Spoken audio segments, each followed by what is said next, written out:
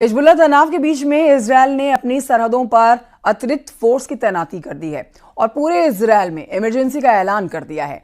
30 सितंबर तक इजरायल में इमरजेंसी लगी हुई है। ये आपको जानकारी दे देते हैं। मीडिया रिपोर्ट्स के मुताबिक घरेलू मोर्चे पर खुद को मजबूत करने के लिए ऐसा किया जा रहा है।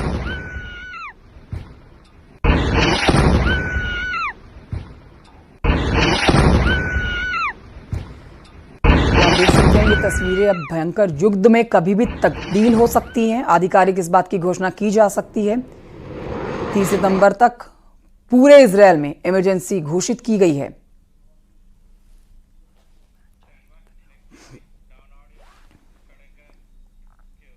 तो इधर इजरायल ने लेबनान में बारूद की बरसात कर डाली।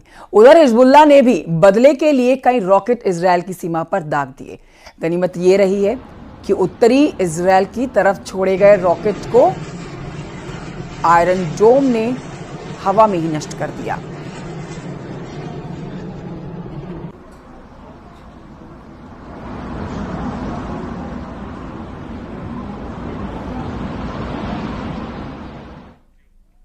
इस बीच आपको यह भी जानकारी दे देते हैं कि मीडिया रिपोर्ट्स में दावा किया जा रहा है कि गाजा जंग शुरू होने के बाद लेबनान पर यह अब तक की सबसे बड़ी कार्रवाई है, बड़ा हमला है।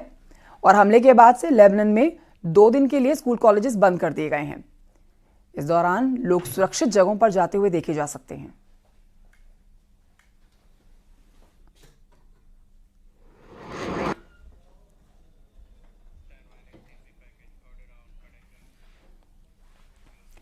इजरायल और लेबनान इन दोनों के बीच की जंग अब सामने देखी जा सकती है। जंग का मोर्चा अब ऐसे मोड़ पर पहुंच चुका है जहां से किसी भी वक्त तीसरे विश्व युद्ध का गुबार फट सकता है, क्योंकि इजरायल पर हिजबुल्लाह के रॉकेट हमलों के बाद अब बेंजामिन नेतन्याहू ने डायरेक्ट वार्निंग जारी कर दी है।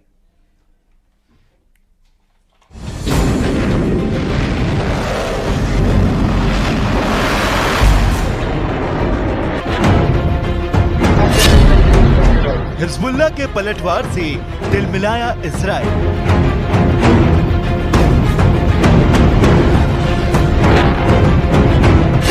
नेतन्याहू की हिजबुल्लाह को सीधी धमकी।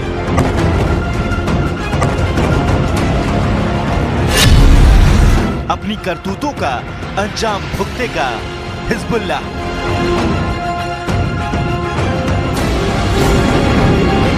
इजरायल और लेबनान के बीच तनाव की लहर अब इस कदर भयानक रूप ले चुकी है, शहर के शहर इस बारूद की लहर में समा सकते हैं।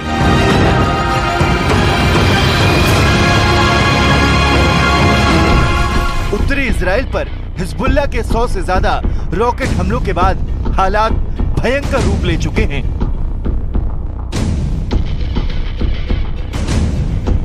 इजरायल के उत्तरी इलाके में हुए इन रॉकेट हमलों में सैन्य हवाई अड्डों को टारगेट किया गया। हाइफा शहर में हुआ यह हमला इतना भयानक था कि इस हमले में इजरायल की कई इमारतें ध्वस्त हो गई और कई कारों में आग लग गई।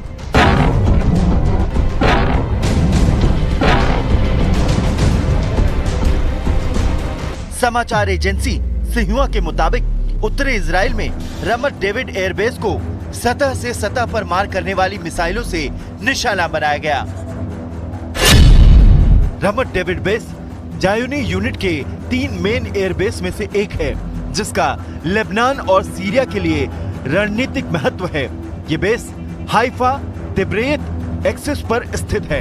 लड़ाकू और जासूसी विमान यहीं से उड़ान भरते हैं। इसके चारों तरफ एडवांस मिसाइलें और डिफेंस सिस्टम तैनात हैं।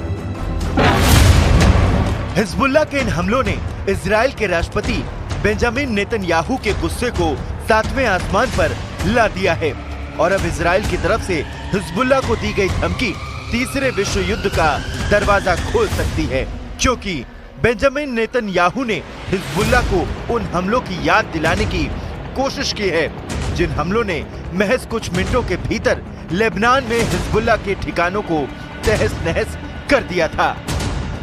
בימים האחרונים אנחנו הנחתנו על חיזבאללה רצף של מכות שהוא לא דמיין. ואם חיזבאללה לא הבין את המסר, אני מבטיח לכם, הוא יבין את המסר. אנחנו נחושים להחזיר את תושבינו בצפון.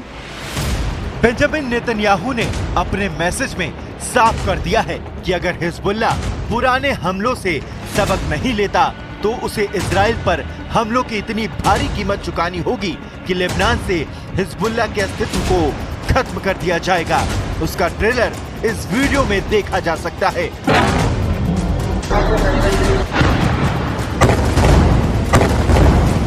हिजबुल्लाह के हमलों के जवाब में इजराइल की वायुसेना ने गाजा स्ट्रिप पर धुआंधार बमबारी कर दी।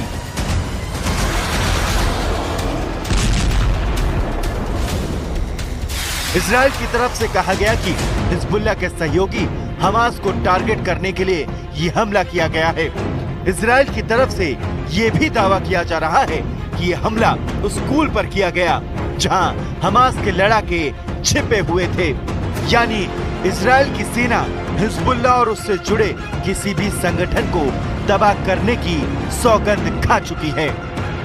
השבוע האחרון היה השבוע הקשה ביותר בתולדותיו של חיזבאללה, ובמיוחד היממה האחרונה.